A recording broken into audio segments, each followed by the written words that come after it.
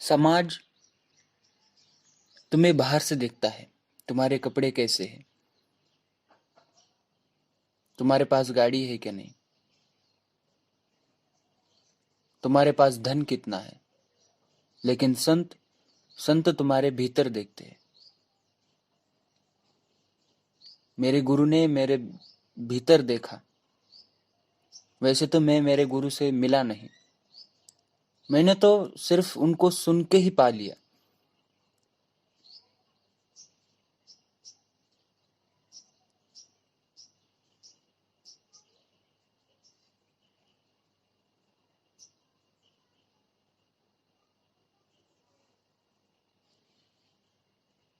संत तुम्हारा स्वभाव देखते हैं, क्योंकि वो जानते हैं कि हम सबका स्वभाव एक ही है। लेकिन जो समाज ने तुम्हें जो जो देकर बड़ा किया है, वो तो सब बाहर का है।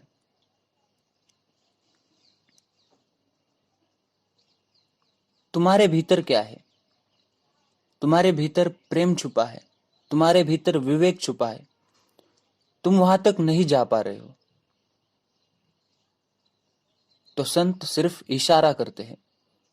संत भी हमारे भीतर आकर हमें विवेक नहीं दे सकते, वो सिर्फ इशारा कर सकते हैं और हमें ही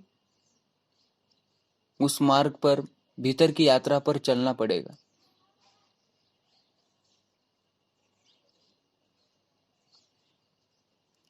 बचपन से ही हम इंफॉर्मेशन इकट्ठा करते हैं और उसके बाहर हम कुछ सोच भी नहीं पाते हैं। लेकिन संत एक ऐसी दृष्टि देते हैं जो हम इस सृष्टि के बियॉन्ड देख पाते हैं, देखने की क्षमता ला पाते हैं। क्या है सत्य, क्या है जीवन। जन्म तो माता पिता देते हैं, लेकिन असली जीवन हमें गुरु से मिलता है।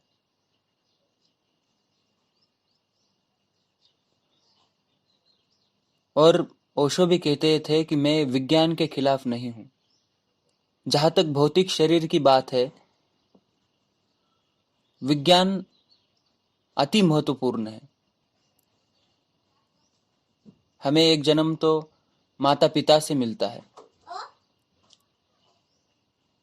और दूसरा जन्म हमें खुद से गुरु के द्वारा मिलता है।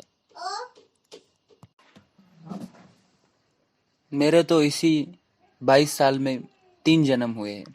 एक तो माता पिता से हुआ, दूसरा मुझे साइंस ने दिया। मुझे अपेंडिक्स का प्रॉब्लम था, तो मैं इसे कैसे नकार सकता हूं। अगर विज्ञान, चिकित्सा, साइंस, उसकी वजह से मुझे नया जीवन मिला है ऑपरेशन के बाद, और मुझे तीसरा जीवन मिला खुद से। लेकिन उसके लिए मुझे गुरु ने बताया।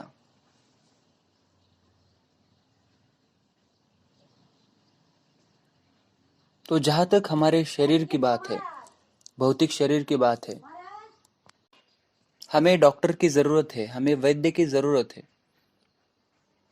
ऐसा नहीं है कि हम विज्ञान की तरफ आंख मोड़ ले और सिर्फ स्पिरिचुअलिटी देखते रहें। नहीं, ये दोनों हमारे लिए आवश्यक है।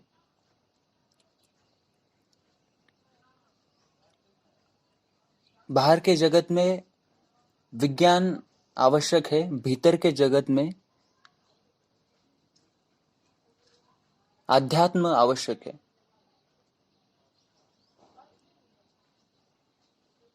लेकिन ध्यान रखना, बाहर के जगत से आवश्यक भीतर का जगत है। क्योंकि आज ऐसी घड़ी आ चुकी है कि समृद्धि शिखर पर पहुंची हुई है, और पहले भी पहुंची थी, ऐसा कोई समय नहीं है।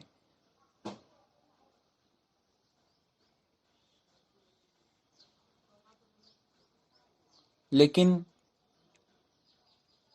हमें आनंद नहीं मिल पा रहा है, सुख नहीं मिल पा रहा है, क्योंकि हम खुद को जानते नहीं है, हम खुद के स्वभाव को पहचानते नहीं है। हम सिर्फ भागे चले जा रहे हैं। कहाँ भाग रहे हैं, क्यों भाग रहे हैं, इसका हमें पता नहीं है। हम कौन है, इसका हमें पता नहीं। हमें बैठकर सोचने की आवश्यकता है, कहीं पर जाने की आवश्यकता नहीं है। आज तो हर एक के पास मोबाइल है।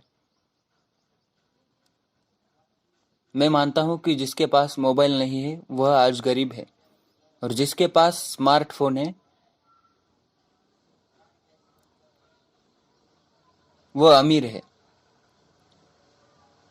और हर दुनिया का, हर कोने का ज्ञान हमारे पास अभी मौजूद है।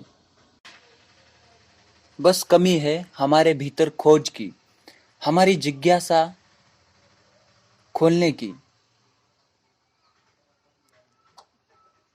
बियॉन्ड सोचने की, आउट ऑफ बॉक्स सोचने की। कोई नया विचार सुने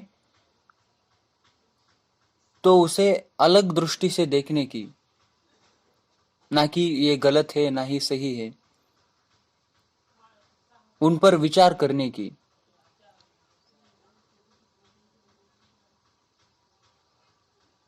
जो हमने बचपन से सीखा है उनसे अलग सोचने की हमें अभी जरूरत है।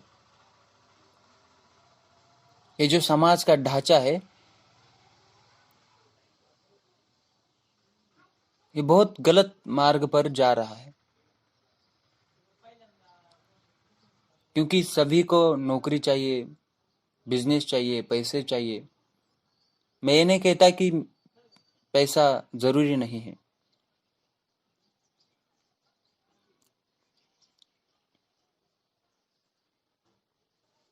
लेकिन हमें बुद्ध से सीखना चाहिए। बुद्ध उनका राजमहल छोड़कर भागे, क्यों भागे होंगे? क्या हम उनसे श्रेष्ठ हैं? क्या हम उन्हें पागल करार कर रहे हैं? नहीं, हमें फिर से सोचने की जरूरत है। उनके अनुभव से हमें सीखना होगा, तभी हम भीतर जा पाएंगे और आनंद को पा पाएंगे।